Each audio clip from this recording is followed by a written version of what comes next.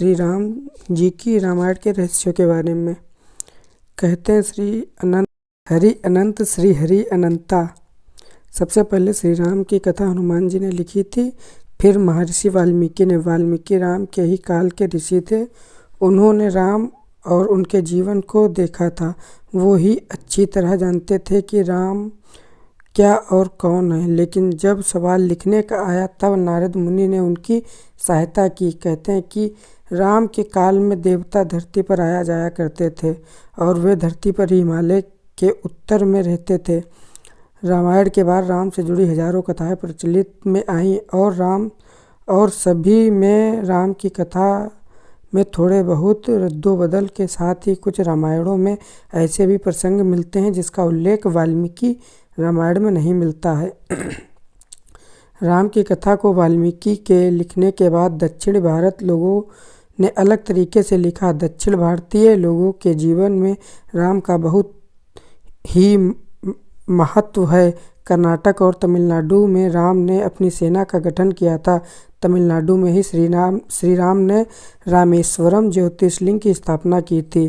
वाल्मीकि रामायण और बाकी की रामायण में जो अंतर देखने को मिलता है वह इसलिए कि वाल्मीकि रामायण को तथ्यों और घटनाओं के आधार पर लिखा गया था, जबकि अन्य रामायण को श्रुति सुनने के आधार पर लिखा गया था। जैसे बुद्ध ने अपने पूर्व जन्मों का वृतांत कहते हुए अपने शिष्यों को रामकथा सुनाई, जैसे बहुत ही समय बाद तुलसीदास को उनके गुरु ने सोरो क्षेत्र में रामकथा सुनाई, इसी तरह जन श्रुतियों के आधार पर हर देश में अपनी रामायण को लिखा।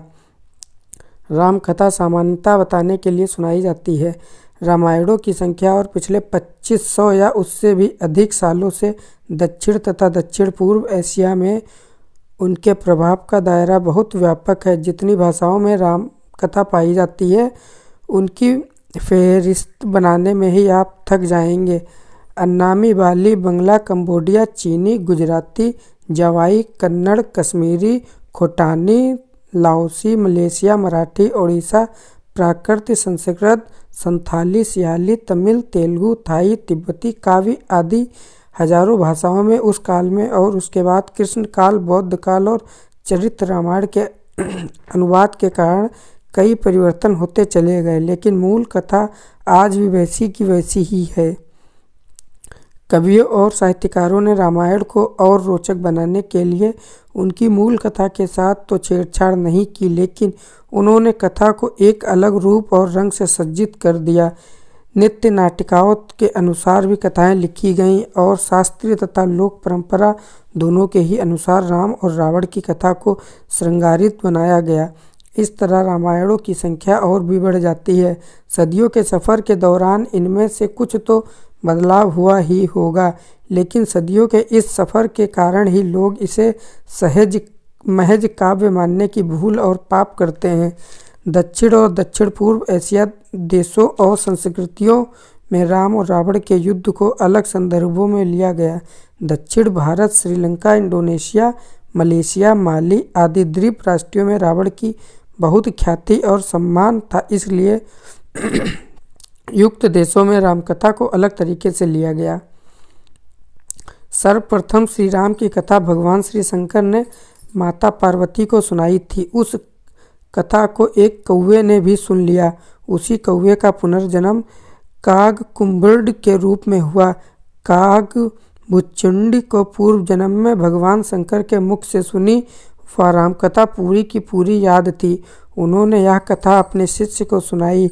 इस प्रकार रामकथा का प्रचार प्रसार बहुत बढ़ता हुआ आया। भगवान शंकर के मुख से निकली श्री राम की यह पवित्र कथा अध्यात्म रामायण के नाम से विख्यात है। इसके अलावा एक कथा और प्रचलित है। कहते हैं कि सर्वप्रथम राम कथा हनुमान जी ने लिखी थी और वह भी शिला पर। यह राम कथा वाल्मीकि जी की रामायण से भी पहले लिखी गई थी और हनुमान नाटक के नाम से प्रसिद्ध है। वैदिक साहित्य के बाद जो रामकथाएं लिखी गई हैं उनमें वाल्मीकि रामायण सर्वोपरि है। यह इसी काल की कथा है और यही प्रमाणिक है। वाल्मीकि जी ने राम के संबंधित घटनाक्रम को अपने जीवन काल में स्वयं देखा या सुना था, इसलिए उनकी रामायण सत्य के काफ़ी निकट है। लेकिन उनकी रामायण के सिर्फ 6 ही कांड थे। उत्तरकांड को बौद्ध काल में जोड़ा गया।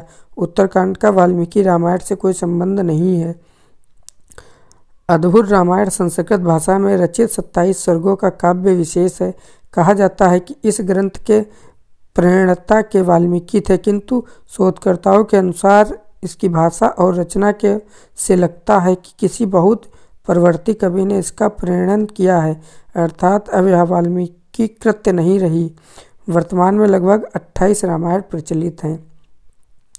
28 रामायण चल रही इस समय।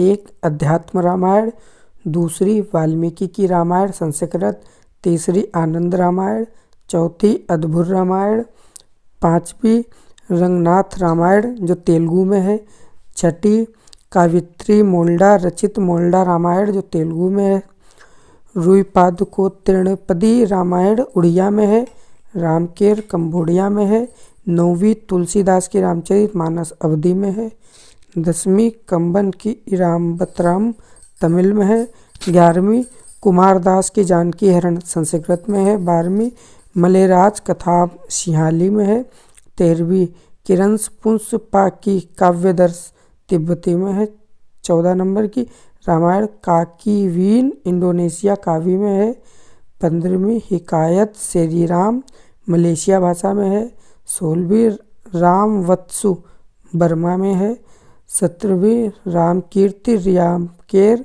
कंपूचिया खमेर में है, 18वीं तेरानो यूसोरी की होब्बत्सु जापानी में है, 19वीं फ्लास फ्रालम रामजातक लाओस में है, 20वीं भानुभक्त कृत रामायण नेपाल की है, 21वीं अद्भुत रामायण, 22वीं रामकियन थाईलैंड में है, 23वीं खोतानी रामायण तुर्किस्तान में है, 24वीं जीवक जातक मंगोलिया भाषा में है, 25वीं मसीही रामायण फारसी में है, 26वीं शेख साद मसीही की दास्ताने राम व सीता, 27वीं महालादिया लावन मारम भाषा फिलिस्तीन में है, 28वीं दर्शन कंथानम चीन में है।